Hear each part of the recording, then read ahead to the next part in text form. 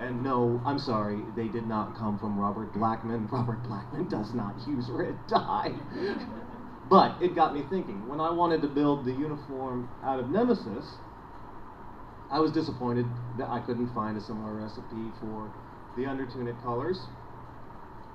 Alright, I'll do it myself. If you're going to match a color, first of all, there's the question of screen accuracy versus studio accuracy. Big debate, my own stance.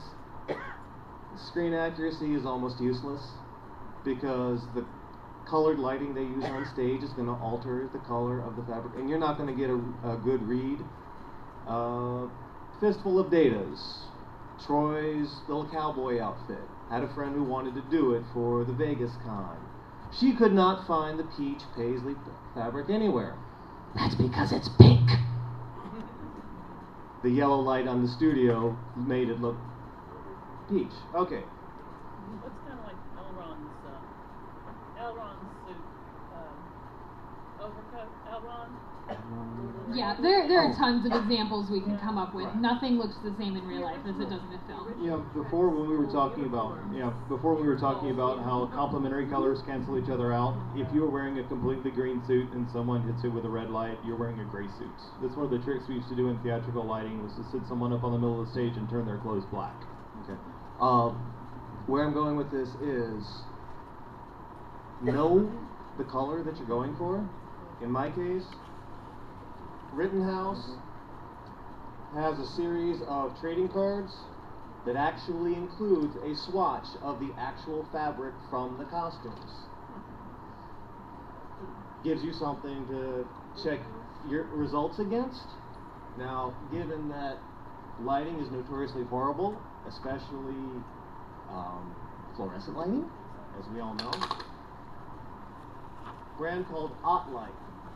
Yeah. They produce color neutral lighting. This one was $50 at Michael's, $30 after the coupon. Joann's will run a 50% off sale about twice a year, so watch for it. There's this one I take to the fabric store, $20. Carry that with you. There's more advanced methods for color checking that I won't go into here. That's a panel all in itself, maybe for next year. Now, what we haven't discussed is how much dye do you use? This is all the same dye on the same fabric. Want to pass that around? Actually, no, it's not. Yes, but if you approach it scientifically, and if any of those of you who remember the scientific process from high school, you take controlled measures. Now, when it comes to dyeing, everything is measured against the weight of the fabric you're using. In my case, I do a lot of this. So, I have written down at home 6 inches by however many is 5 grams of cotton twill. I've measured that out using a gram scale. Any kids in the house? No? Okay. Head shops. Head shops. Amazon, they carry it.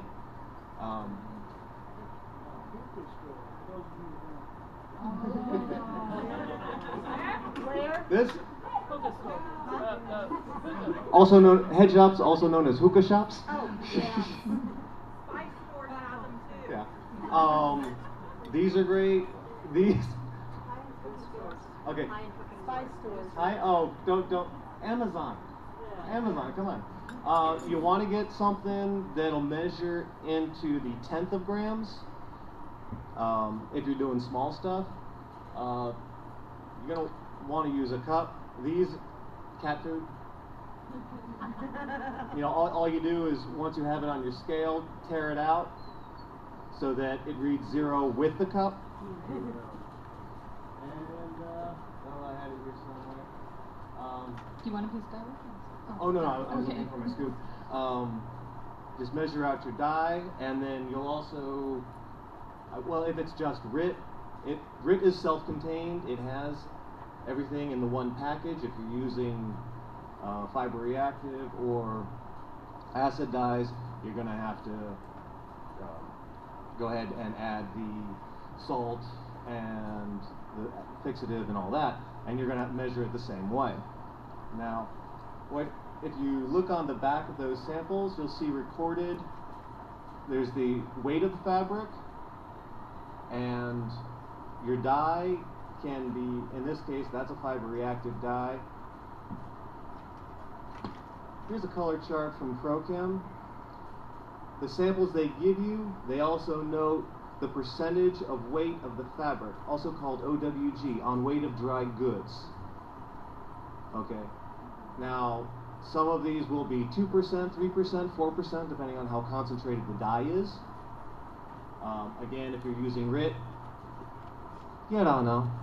So, you want to take a small sample of the fabric you're going to dye. I'm sorry, we're going to have to interrupt you. We're about done, so quick. Okay. Finish that sentence, and we're going to have to get folks ready to go. Okay. Weigh your fabric, weigh out, say 3% of that weight in dye, and give it a shot. So that you know, is it too light, is it too dark? It gives you a frame of reference you can adjust to. Now what's... No, according to my clock, we still have 5 minutes. Okay. There is a trick to use. If you're using small pieces, you take a gram and dissolve it in 100 milliliters of water. Therefore, you can measure out every milliliter of water is 1/100th of a gram. It's a real neat trick to measuring out small amounts. It's called a 1% solution. We need another 2 or 3 hours for this. Yeah, really quick in closing, to be on the safe side, I have gotten unbleached muslin from the store before, use the exact same process, and this unbleached muslin has dyed completely different than this unbleached muslin. It is never going to hurt you to do fabric samples. It's hours upon work to fix this stuff, and a lot of money if you don't get it exactly right the first time. So mix up your dye, keep what we're talking about, like, well, it's what I call a dyeing Bible. It's the water temperature, how much dye you use, and get prepared to do the math to take it up from something this big to 50 gallons if you need to. It's your process steps in getting ready is never something you want to skip on. I can go in there and dye fabric blue tomorrow. To dye an exact blue, there is a process. We never really got to how to dye at home without a big professional vat, but if you got my handout, you have my journal on my blog on the bottom of that. If you didn't, I have cards. I will put the handout up on my journal so that you can print it out yourself. And I'll go home and I'll tape the incredibly scary doing it in my washing machine so that you guys can see that on my blog if you watch it for the next probably 3 weeks, let's be honest. It'll take me a while to recover. We didn't talk about this enough, but if you haven't already friended the costuming track on Facebook, do so as quickly as possible. If you have a dyeing question or a costuming question of any kind, post it on there. One of us will do our best to respond to you.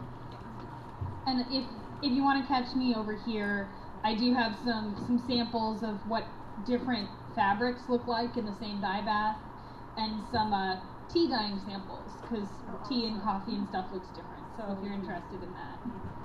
And I've got some weird stuff that you can do with latex on fabric for just a couple of dollars for your freaky cool costumes. Come up, take a look. I've got a whole range of color samples. You can see what you can accomplish. And everybody, if you got a Dharma catalog and you order from them, be sure and say, I heard about you at Dragon Con, so that maybe next year they'll send us cool stuff to play with.